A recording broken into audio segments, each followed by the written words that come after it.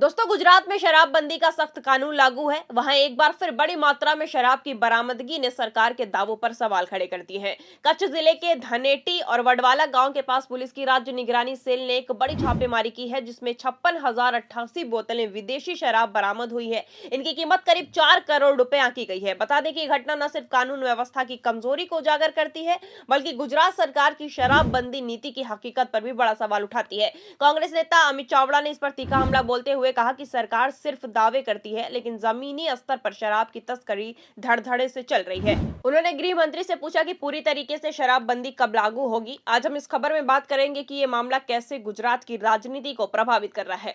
नमस्कार, मैं हूं फिजा। स्वागत है आप सभी का 4 PM गुजरात में।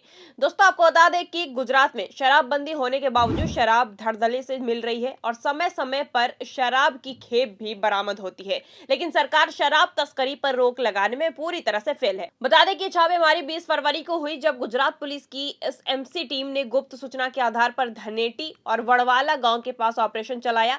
यहां 6 वाहनों, 2 ट्रक, 3 मिनी ट्रक और 1 पिकअप वैन में छिपाकर रखी गई शराब बरामद की गई है, जिसमें कुल 56,088 बोतलें इंडियन मेड फॉरेन लीकर की थी, जिनकी बाजार कीमत 4 करोड़ 85,270 रुपए बताई गई है। वाहनों की कीमत मिलाकर कुल बरामदी 5 करोड़ 9 लाख रुपए से ज्यादा की गई है। पुलिस ने 2 लोगों जसराम भरवाड़ और विशाल करमकर को गिरफ्तार किया है। इनके खिलाफ पद्धर पुलिस स्टेशन में केस दर्ज किया गया है।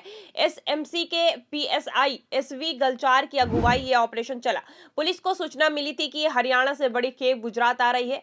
सप्लायर को मुस्तफा उर्फ राहुल उर्फ महाकाल पठान बताया गया है, जो हरियाणा के मेवात का रहने वाला है। पुलिस ने 23 लोगों को वंचित घोषित किया है, जिनमें सूचीबद्ध बुटलेगर नवजोत उर्फ नवधन महाराज, नपो सिंह राठौड़ और देवेंद्र उर्फ देवो कपड़ी शामिल हैं। महाराज के 5 नौकर भी वंचित हैं। जानकारी के अनुसार ये लोग खेप लेने वाले थे, जिनको लेकर पुलिस का कहना है कि गुजरात के इतिहास की सबसे बड़ी छापेमारी में से एक है।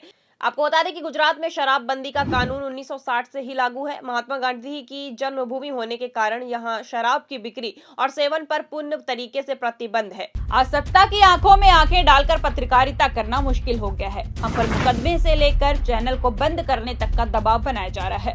मुश्किल दौर है, लेकिन हम हार नहीं मानेंगे। इसलिए 4 PM को ज्यादा से ज्यादा ज्वाइन करें और स्वतंत्र पत्रकारिता को जिंदा रखने के लिए जितना हो सके हमारा आर्थिक सहयोग करें। उम्मीद है कि आपके सपोर्ट से ये जंग भी हम जीत जाएंगे। सिर्फ परमिट धारकों को ही अनुमति है, लेकिन ये घटना दिखाती है कि कानून कितना कमजोर है। कच्छ जैसे सीमावर्ती जिले में राजस्थान और महाराष्ट्र से तस्करी आसान है। पुलिस सूत्रों के मुताबिक तस्कर ट्रकों में छिपाकर शराब लाते हैं और स्थानीय नेटवर्क के जरिए बेचते हैं। धनेटी जैसी जगह दूर दराज है, जहां निगरानी कम है। वहीं इस बरामदगी ने कई सवाल खड़े करती है। अगर शराबबंदी सख्त है तो इतनी बड़ी मात्रा कहां से आई, रास्ता किसने खोला और ये शराब किसकी छत्र छाया में बिक रही है।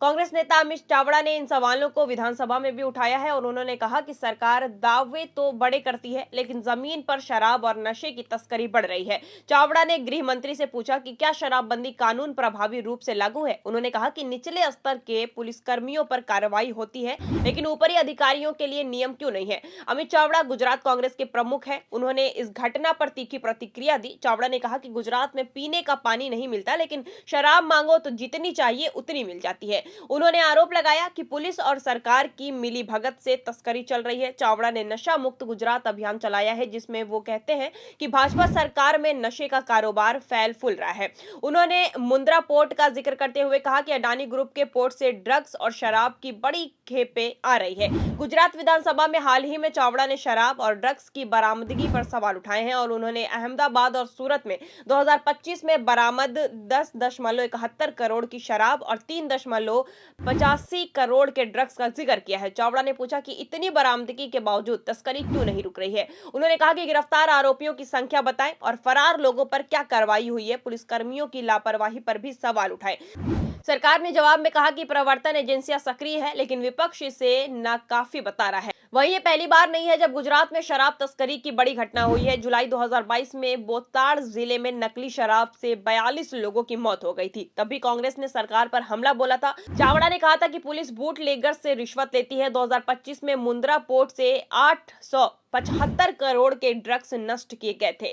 कच्छ में ही 2026 में हेलमेट के नीचे छिपाकर 10,000 बोतलें बरामद हुई, जिनकी कीमत 53 लाख थी। ये घटनाएं दिखाती है कि शराबबंदी के दावे और हकीकत सूरत में बड़ा फर्क है। आपको बता दें कि कच्छ जिला सीमावर्ती है और पाकिस्तान से लगा हुआ है। यहाँ सुरक्षा कड़ी है लेकिन तस्करी जारी है। पुलिस का कहना है कि हरियाणा और राजस्थान से शराब आती है।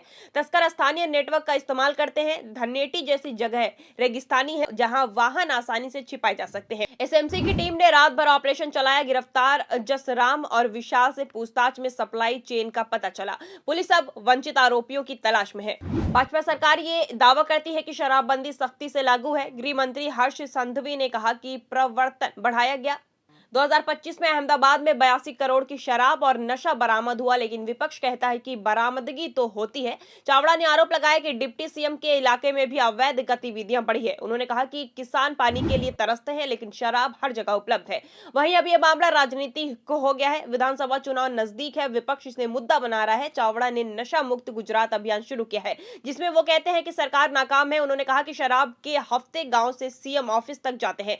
सरकार को जवाब देना चाहिए कि तस्करी कैसे रुकेगी। गुजरात में शराबबंदी की जड़ें गहरी है। गांधी जी ने इसे नैतिक मुद्दा बनाया लेकिन आज तस्करी में मौतें हो रही है। 2026 में गांधीनगर में 2 मौतें हुई। चावड़ा ने सरकार को जिम्मेदार ठहराया, पुलिस को सख्ती बरतनी होगी। आपको बता दें कि धनेटी की घटना गुजरात की शराबबंदी की कमजोरी दिखाती है। अमित चावड़ा के हमलों से बहस तेज हो गई है। सरकार को पारदर्शी कार्रवाई करनी होगी। जनता इंतजार कर रही है कि पुनः शराबबंदी कब आएगी, ये तो आने वाले वक्त ही तय करेगा। अगर आपको हमारी ये वीडियो पसंद आई हो तो हमारे चैनल 4PM गुजरात को लाइक, शेयर और सब्सक्राइब जरूर कीजिएगा। फिलहाल के लिए इस खबर में इतना ही। ऐसे ही तमाम राजनीतिक खबरों के लिए बने रहिए और देखते रहिए 4PM गुजरात। धन्यवाद।